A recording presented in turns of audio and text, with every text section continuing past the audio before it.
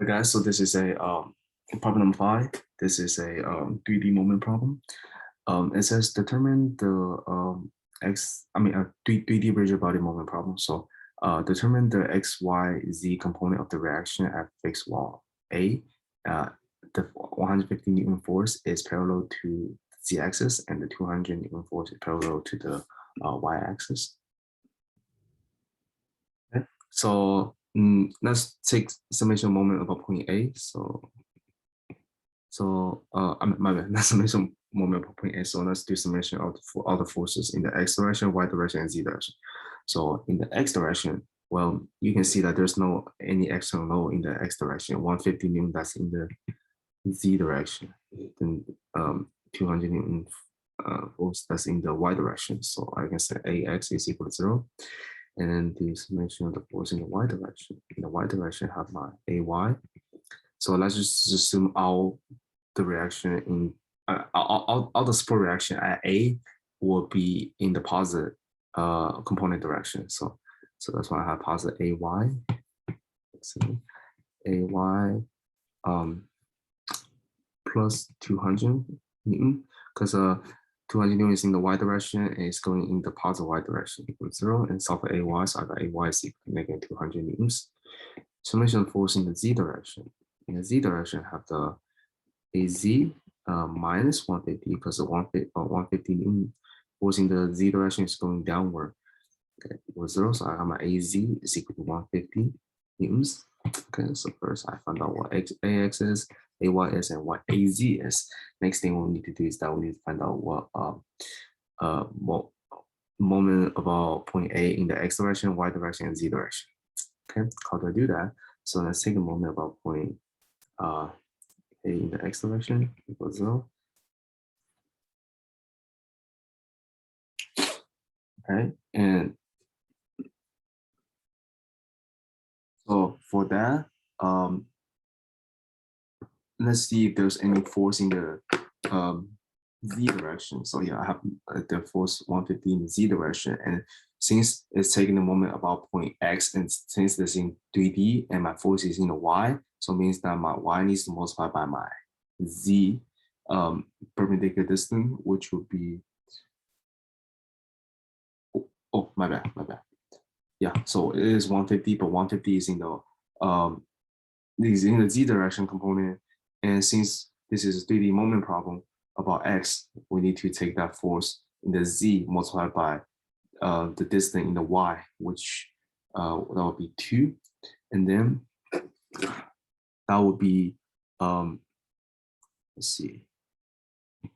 So if I draw it this way, so this will be x, this will be z, and then 150 is like this as z 150, and then it will go in, so it will go clockwise to x, so it'll be negative since I assume that counterclockwise is positive. Okay, and then next I have my 200 Newton force in the y, and then since it's about moment about x and force is in y, that means that my perpendicular distance needs to be in z, which would be 2 meters right here. So guys, for those kind of problems, so if the moment is taking about point x and you have the force in y, it means that the distance must be in z.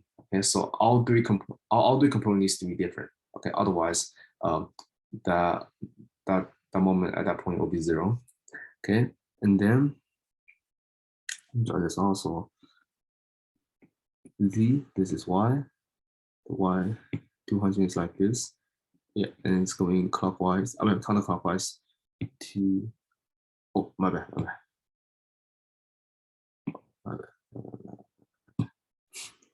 It's like this.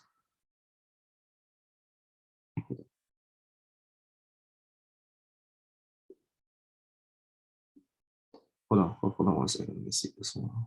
Did I do something wrong?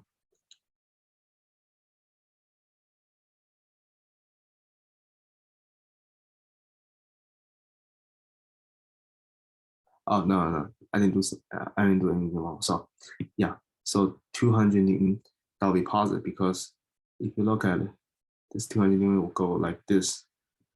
to x. Okay, so plus 200, because this is like counterclockwise. Okay, and then minus max equal to 0, and just simply solve for max, which max will be 100 Newton meter. Okay, and then let's see for y. So for y,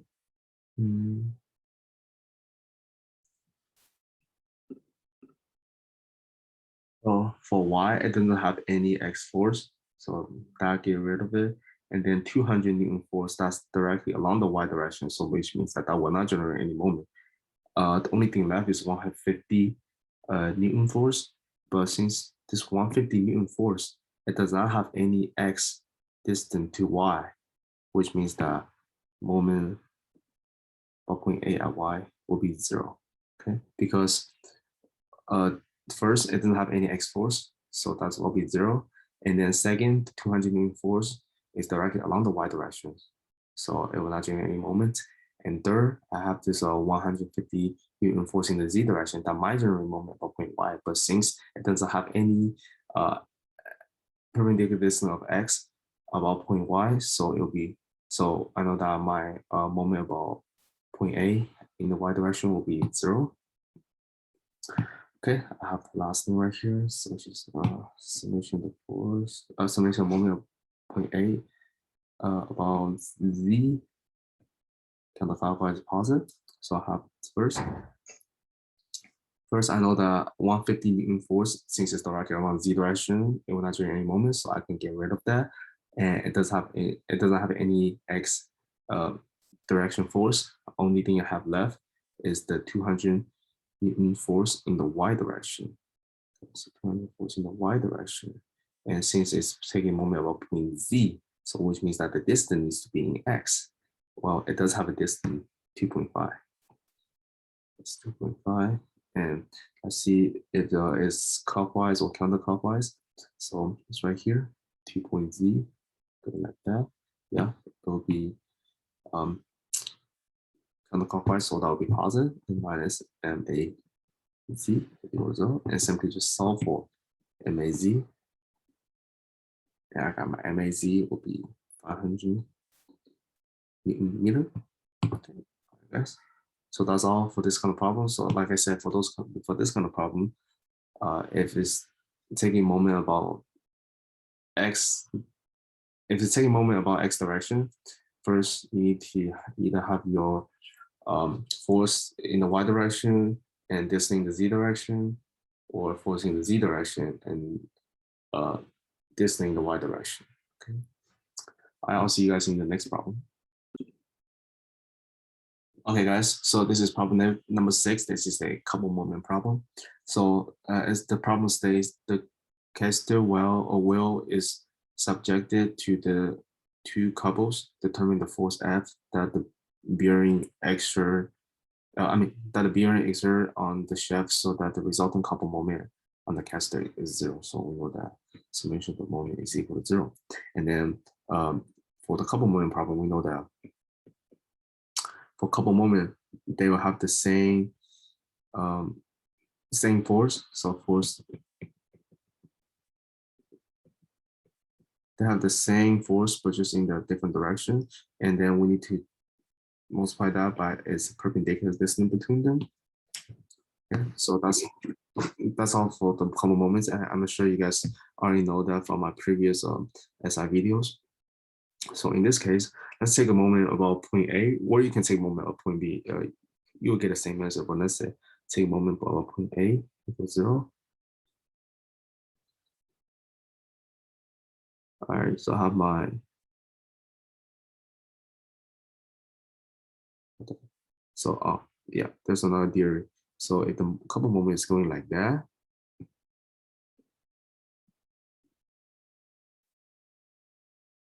this will be a negative moment because you can see that the arrow is going in the clockwise direction. But if the moment is going like this, it means that this is a positive moment because the arrow is going in the counterclockwise direction. Okay, about point A, so I have my 500 Newton's force, and the distance between those two 500, perpendicular distance between those two 500 Newton forces are 50 millimeter, and turn that into meters, so I have 0.05 meter. All right, and since 500 Newton force is going like this, which this is a counterclockwise motion, right? So that's that'll be positive. And then I have my F right here that I'm trying to solve for. My F is going like this, which is clockwise. So minus F 0.04, that's the perpendicular distance between them, equals 0. So my F will be equal to, let me see,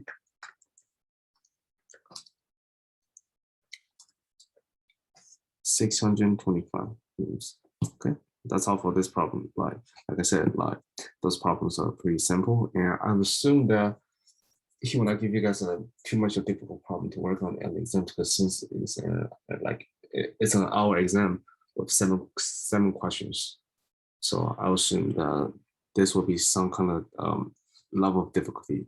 Okay, all right, thank you guys. I'll see you guys in problem number 7. All right, guys, so this is problem number 7. It says if the rotor at B can sustain a maximum load of 3 kilonewtons, determine the largest magnitude of each of the 3 force F that can be supported by the truss. Okay, so what we need to find out is those 3 force right here, and then we can use equation of equilibrium about x direction and y direction, because that's just not going to be efficient to solve the problem. And then the most efficient way to solve this problem is just take a moment. Okay, and then we want to take a moment about the point with the most unknowns, which will be point A. Because point A has 2 reaction force there, and then rotor at B has 1 reaction force here. Okay, and then in the rotor at B, since it's at an angle, let's break it down into its x and y component. So if this is 45-degree angle right here, I know that this will be also 45-degree angle right here. So this is also 45-degree. Okay, so this was, so let's call this NB. So this is NBY and NBX. And then we know that if I take a moment about point A, I know that NBY will not generate any moments about point A because they are parallel. Okay, but I know that NBX will generate a moment about point A because it has a perpendicular distance to A. Okay, so let's take a moment about point A. We know that assume the counterclockwise to be positive. So I have my first F right here is going like that, and all of the F is going like that to A, which will be counterclockwise. So which means that it will be positive. In the first F, it will have a distance of 6. Second one, distance of 4, and third one, distance of 2 to A. Okay, and then I know what my NB is because it says that if the rotor at B can sustain a maximum load of 3 kilonewtons.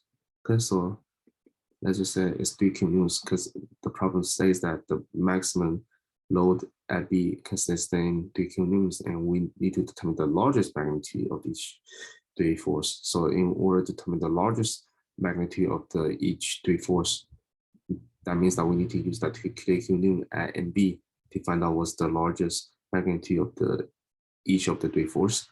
Okay, and then my MBX is going like that to A, which is going clockwise. So minus 3, MBX will be cosine of 45 equal to 0, and then we simply just solve for F. So F 12 equal to 3 cosine of 45 equal to 0. Let's solve for F. Let's see what F is. Cosine of 35.